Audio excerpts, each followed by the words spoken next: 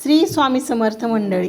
तर आपण आज इथं दोडक्याची रेसिपी आज पाहणार आहोत. त्यासाठी मी पाव किलो दोडके घेतले होते आणि ते दोडक्याच्या शिरा काढून त्याच्या फोडी करून घेतल्यात. नंतर मी इथं 3 डाळी घेतल्यात. त्यामध्ये तुरीची डाळ आणि मसूर डाळ आणि मूग डाळ अशा 3 डाळी घेतलेल्या आहेत. ह्या तुमचे दोडके किती त्या प्रमाणात डाळीचं प्रमाण घ्यायचं आहे. आणि इथं काय केलं, मी चिरलेला जो दोडका आहे ना तो कुकरमध्ये घातला आहे. दोडका बरेच जणांना आवडत नाही, पण तुम्ही एकदा अशा पद्धतीने करून पहा, सर्वांना खूप आवडेल. नंतर मी ह्या 3ही डाळी एकत्र करून धुवून घेतल्यात. त्याही काय करायच्या, दोडक्याबरोबरच कुकरमध्ये घालायच्या आहेत.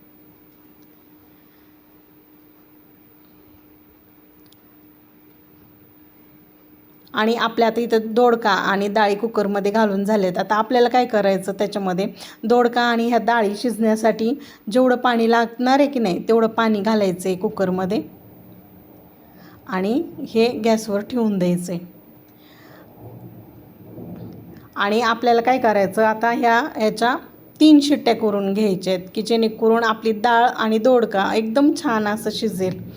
आता आपल्याला इथं दोडक्याची आमटी करायची. त्यासाठी मी इथं घेतलं आहे भाजलेला कांदा, खोबरं, लसूण, आलं, कोथिंबीर आणि कढीपत्ता.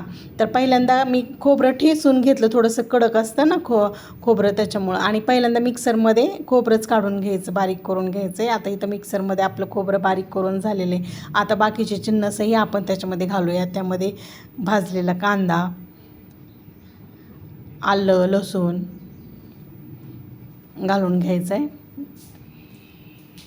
नंतर कढीपत्ता वाटणात जर घातला ना भाजीला एक वेगळीच अशी टेस्ट येते. आणि नंतर कोथिंबीर घालायची आहे आणि चवीनुसार मीठ घालायचं आहे. वाटणामध्ये मीठ घातलं ना की वाटणही छान मस्त मऊ असं होतं. कांदा बारीक होतो लवकर वाटणामध्ये मीठ घातल्यामुळं. आता इथं आपलं वाटण तयार आहे. आणि इथं वाटण झालं आहे तोपर्यंत आपल्या डाळी ही छान इथं शिजलेली आहे आणि कुकर थंडही झाले. आपण आता पाहू शकतो डाळ आणि दोडका कसं छान असं शिजलेलं आहे ते. आता मी काय केलं, इथं गॅसवर पुन्हा एक पातेलं ठेवून घेतलं आहे. त्याच्यामध्ये आपल्याला फोडणीला हवं आहे तेवढं तेल घालून घ्यायचं आहे.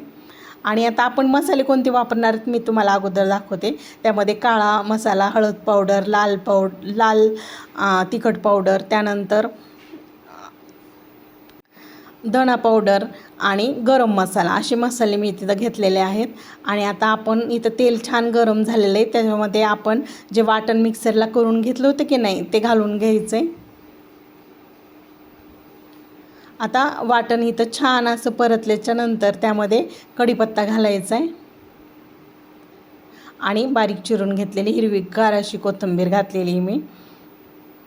आणि ते छान असं फोडणीमध्ये परतून घ्यायचं आहे. आणि यामध्ये मसाल्यामध्ये मी कसुरी मेथी पण घेतलेली बरं का. आणि हे मसाले आणि कसुरी मेथी काय करायचं, फोडणीमध्ये घालून घ्यायची आहे आणि छान परतून घ्यायची की जेणेकरून आपल्या दोडक्याच्या आमटीला छान असा रंग येईल परतल्यामुळं मसाले फोडणीमध्ये. आणि आता इथं आपले मसाले परतून झालेत. आपण आता ह्याच्यामध्ये जे शिजवलेल्या डाळी आणि दोडका घालून घेऊयात. आता आपल्याला जेवढी आमटी हवी आहे तेवढं पाणी घालून घ्यायचं आहे त्याच्यामध्ये.